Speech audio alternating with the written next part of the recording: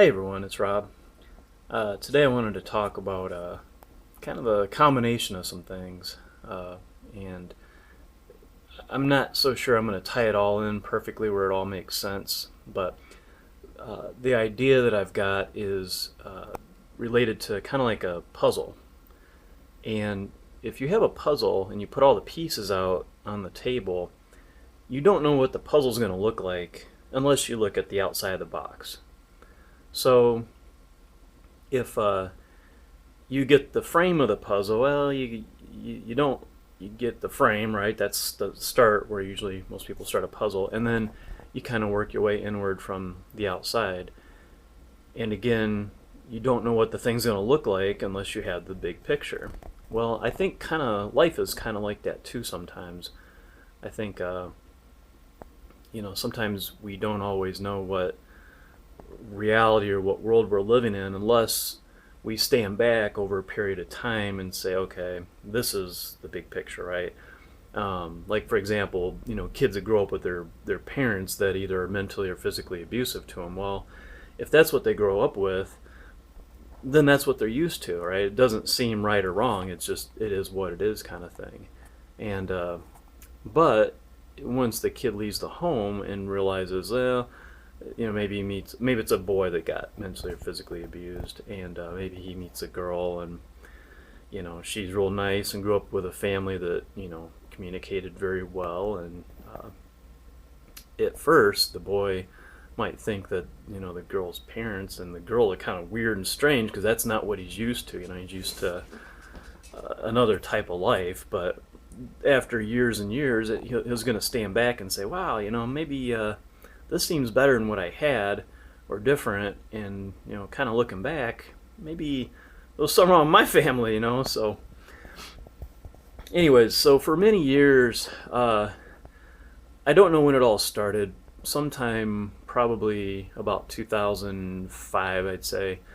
I started watching videos about 9/11, right? And the thing that really triggered me and my interest in it was World Trade Center 7. I couldn't really explain away World Trade Center 1 or 2 or the Pentagon and all that other stuff, but when I remember when 9/11 happened that night, World Trade Center 7 fell down to the ground perfectly. And that night, it stuck out in my head, but I didn't really do anything about it because, we were all told almost instantly that, it was the boogeymen from caves in Afghanistan and what have you. So, of course, you want to believe the government because, you wouldn't want to think anything that they would say would be a lie. But I was watching a couple documentaries about World Trade Center 7. And they go back to Dan Rather that night, and when he's talking about, wow, it looks like a controlled demolition, and that's exactly what it looked like to me too. And I'm like, huh, no jet hit that building. Yes, there were some relatively minor fires in that building, but it sure doesn't look like anything that would have taken down a building perfectly and symmetrically.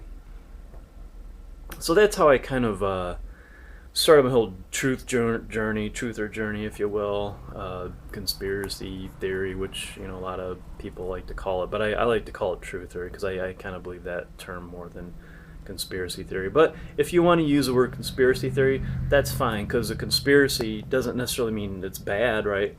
If I am going to go rob a bank, I'm going to conspire to go rob a bank, right? So there's just because the word conspiracy has been demonized, it doesn't mean that it's a bad word. It just means it's a plan to do something, right? So that's conspiracy, right? I conspire to do something. It's not a not a terrible term.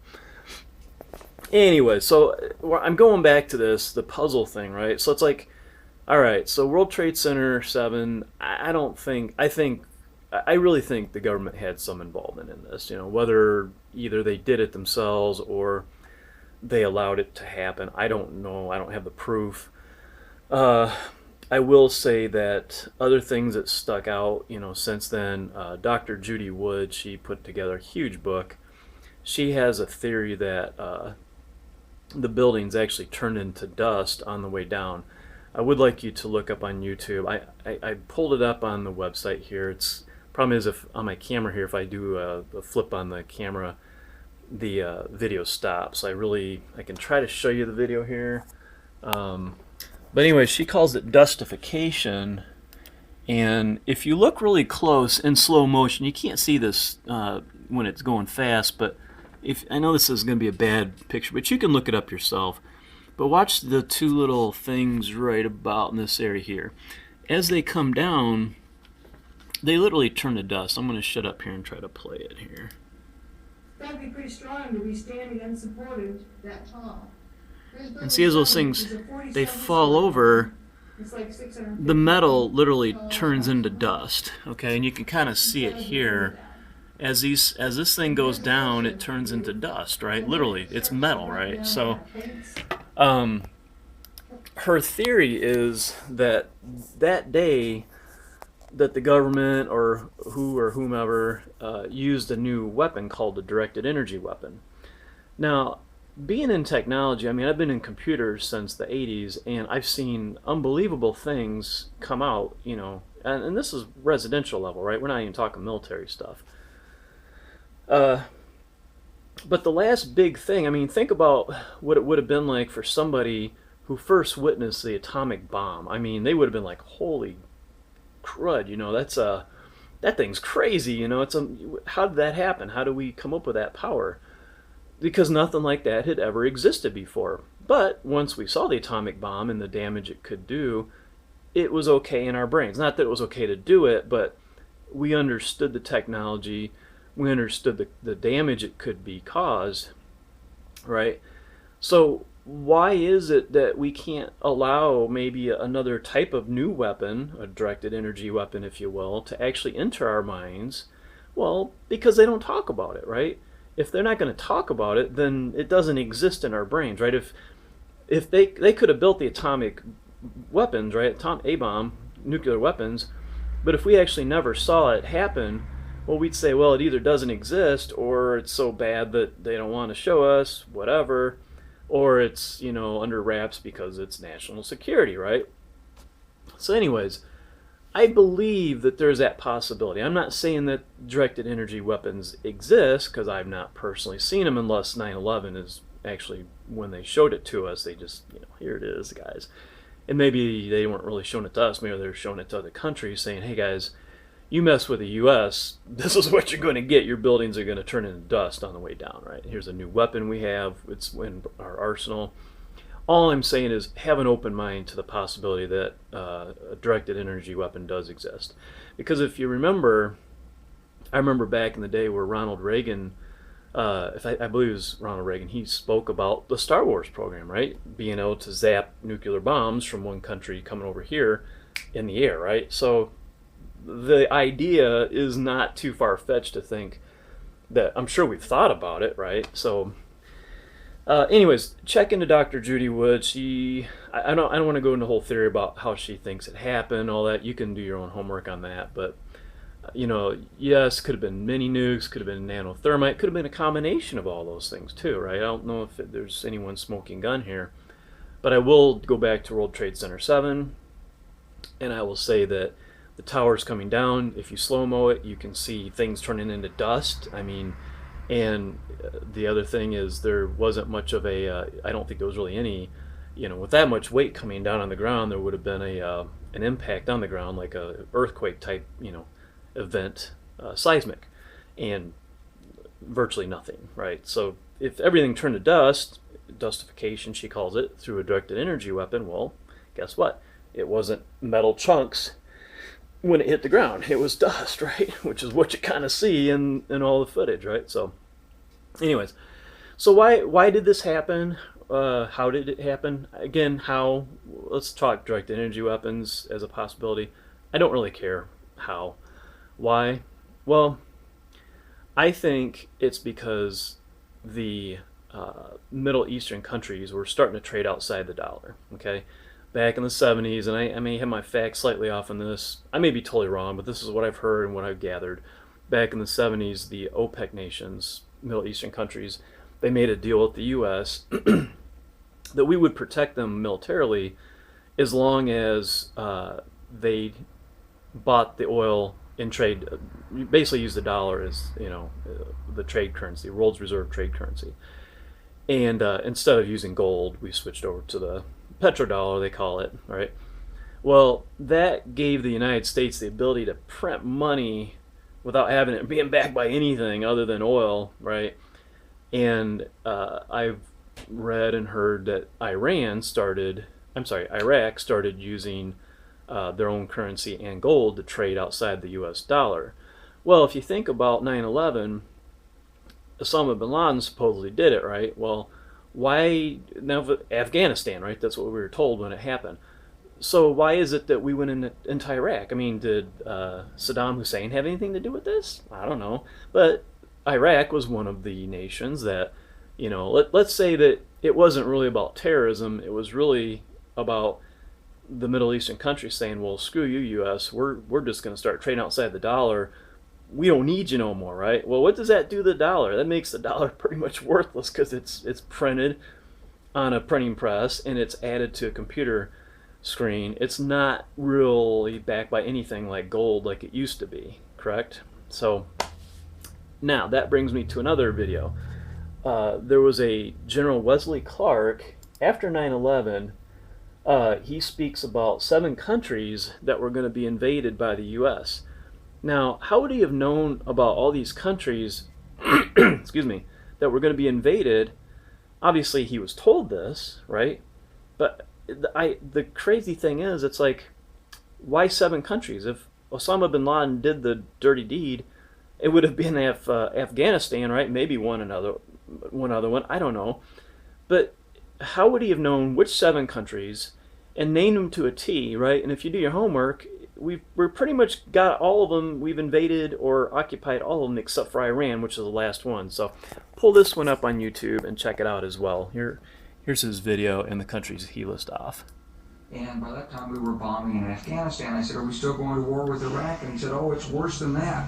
He said, he reached over on his desk, he picked up a piece of paper. He said, I just got this down from upstairs from the Secretary of Defense's office today. And he said, this is a memo that describes how we're going to take out 7 countries in 5 years, starting with Iraq and then Syria, Lebanon, Libya, Somalia, Sudan, and finishing off Iran.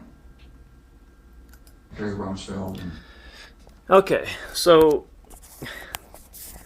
if you check the list of countries that he's listed off, we have been involved. I think I've not done the homework lately, but I think pretty much most of them we've been involved in, right? So to me that says that, okay, maybe these countries, instead of being terrorist countries, or maybe they consider them terrorist countries because, if they choose to start trading outside the dollar, well, I guess that would be kind of terrorism in our eyes, because not from a physical point of view, like I'm going to hijack your plane and run it into some buildings, right?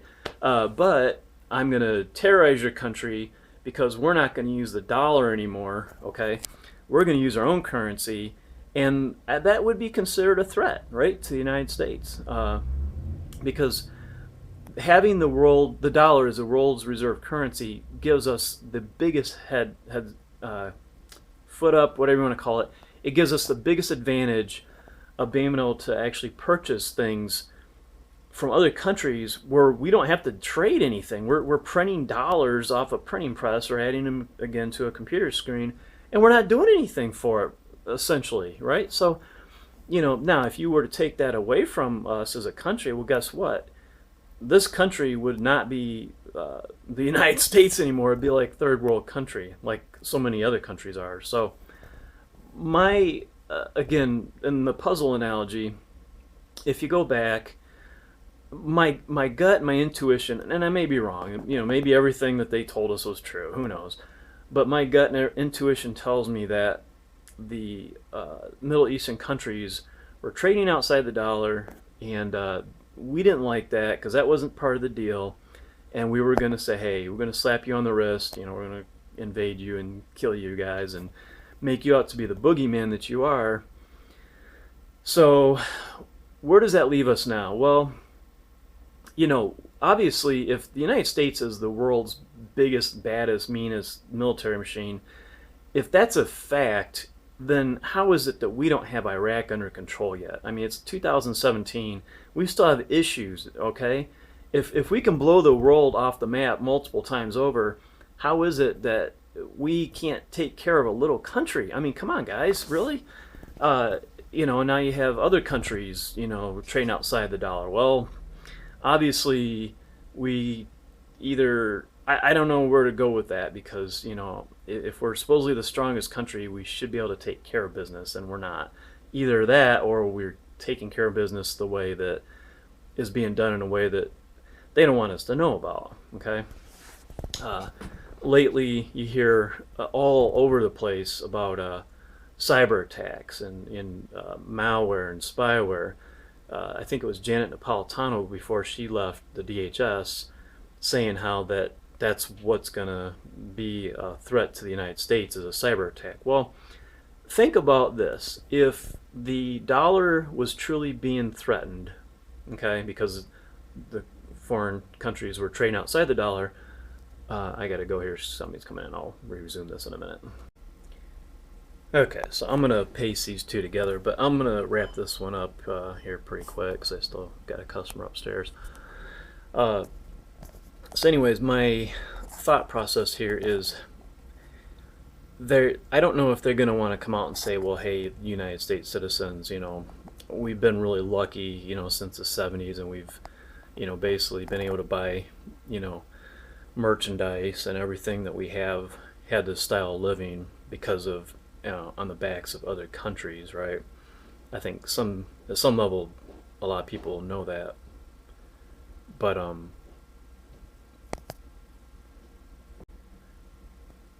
so anyways, but I don't think that that's a reality. It's kind of like the Matrix reality, right? You wake up and you're like, wow, we've killed a lot of people and we've invaded a lot of countries just so we could have a good standard of living. I mean, that sounds kind of messed up, When you think about how our country was founded, Native Americans and the Africans that we brought over made into slaves. It's like, come on. It's not too far-fetched to think that we wouldn't continue that type of activity. So anyways, what's one way that they could make it so the dollar kind of goes bye-bye without being so obvious and so truthful about it? Well, cyber attacks, right? Cyber attacks on businesses, cyber attacks on banks, infrastructure like power, everything, right? And that's what we're seeing right now. It's May 16th, and of course, countries across the world just got cyber hacked, and they're worried about it. Well, I'm not saying that hackers don't exist, but I'm saying that it could be used as an excuse to bring down the dollar and say, hey guys, our economy got totally whacked out because of this cyber attack, and now we have to do something. We either have to attack another nation or we have to change our currency. My gut tells me that the people of the U.S. would not be okay with just a change of currency. I think that this is going to lead us into, unfortunately, a larger confrontation with some type of country, maybe North Korea or something. I mean, they've been saber rattling that for months now. And so unfortunately, all roads kind of lead to that, I'm thinking. I mean, again, I'm not saying that, hackers don't exist, but I believe that they actually admitted that the NSA was the one that had written this code that got leaked out and had been used for the hack, right? So obviously we're writing code that can do what I'm talking about, right? So I don't find this funny. I'm just saying, let's kind of be open again to the possibility that, whether you want to call it a false flag or what have you. I kind of think that's the way in which it's going to happen, because you really can't, if you cyber hack the U.S. or the infrastructure, the power grid, well, you can do one of two things. You can say, well, it was some random thing and we can't figure out who did it, but guess what? It took down our entire economy, and so then you can't blame it on anybody, right? Or you could blame it on one particular country or a couple, right? And say, well, we have to go to war with all these countries now, right? So whatever way it works out, it's definitely a good way of saying or getting us off the petrodollar, because that's happening anyways, right? China, I think last year or the year before, set up their own bank. I can't trade bank, settlement bank. The BRICS nations, look up that Brazil, India, Russia, China. They set up their settlement bank to go outside the SWIFT system, I believe it's called. Again, I'm not good with terms. I don't keep up on this stuff 100%, but you can look it up and see what I'm talking about. But I really do think that the cyber hacks are what's going to trigger, because they talk about it so much. It's just like, really, I think it's on TVs, it's in movies. I mean, I just think they're kind of prepping us mentally to be prepared for that type of thing, and it's happening right now. It's not like a conspiracy idea or a theory. It's actually happening right as I'm making this video. So, anyways, that's from 9/11 till now. I think that's my puzzle that I put together. Maybe wrong on it. I hope I'm wrong about everything. I hope everything goes really well, and that we don't have issues. I hope the world goes smooth and everybody's prosperous, and I hope that, right? I really do. But if not, get yourself some food and water. Weather the storm. Hopefully, nothing nuclear happens. Hopefully it's just something, short-lived war if it does happen. I definitely recommend getting your money out of the financial system. I think everything's rigged. They have the plunge protection team. So if you tell me that they can make it so the stock market doesn't plunge too far down, well, sure, they can plunge it up if they want, right? Pop it up. So everything's manipulated. Cities and states are having issues meeting their commitments to retirement accounts for like firefighters and police people and that kind of stuff. So that's happening now too. It's Texas. I think Chicago. There's a lot of cities having problems because the markets where they invest their money in for these retirement accounts haven't produced the money that they're supposed to. So take the hit, pull your money out, convert it into gold and silver, something tangible. Pay your debt off first. Get yourself some food and water. But if you have a lot of extra cash sitting around after you do those things, convert them into gold and silver, some tangible stuff that actually has been known, for thousands of years to have value, right? That can't be printed on a printing press, but actually has to be dug out of the ground and work has to be done to get to it. So anyways, appreciate you watching. If you have any questions or comments, just toss them down there in the field and we can talk about it, okay? You guys take care. Have a good one.